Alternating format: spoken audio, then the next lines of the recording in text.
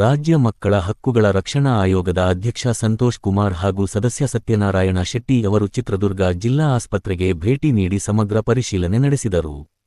ಪರಿಶೀಲನೆ ವೇಳೆ ಹೆರಿಗೆ ಕೊಠಡಿ, ಮಕ್ಕಳ ವಾರ್ಡ್, ಐಸಿಯು, ಸಾಮಾನ್ಯ ವಾರ್ಡ್ ಹಾಗೂ ಔಷಧ ದಾಸ್ತಾನು ಕೊಠಡಿ ಸೇರಿದಂತೆ ವಿವಿಧ ವಿಭಾಗಗಳಿಗೆ ಭೇಟಿ ನೀಡಿ ಅಲ್ಲಿನ ವ್ಯವಸ್ಥೆಯನ್ನು ಪರಿಶೀಲಿಸಿ ಅಧಿಕಾರಿಗಳಿಂದ ಮಾಹಿತಿ ಪಡೆದರು.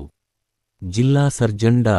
ರವೀಂದ್ರ ಅವರೊಂದಿಗೆ ಆಸ್ಪತ್ರೆಯ ವಿವಿಧ ವಿಭಾಗಗಳನ್ನು ವೀಕ್ಷಿಸಿದ ಆಯೋಗದ ತಂಡ, ಆಸ್ಪತ್ರೆಯಲ್ಲಿ ಸ್ವಚ್ಛತೆ ಕಾಪಾಡುವುದು ಅತ್ಯಂತ ಮುಖ್ಯ ಎಂದು ಸೂಚನೆ ನೀಡಿತು.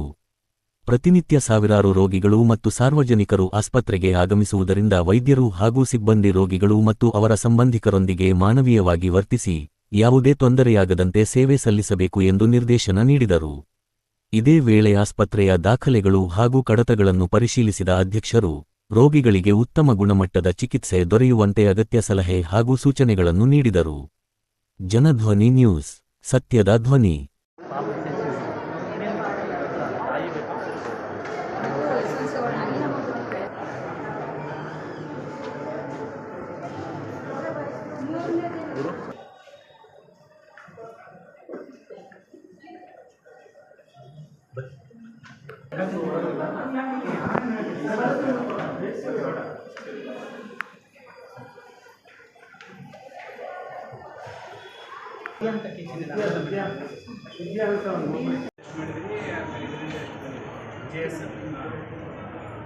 ಲೋಕಲ್ ಪರ್ಚೇಸ್ ಏನಾದವಲ್ಲ ಒಂದು ಜೆರಾಕ್ಸ್ ಕೊಡ್ತೀವಿ.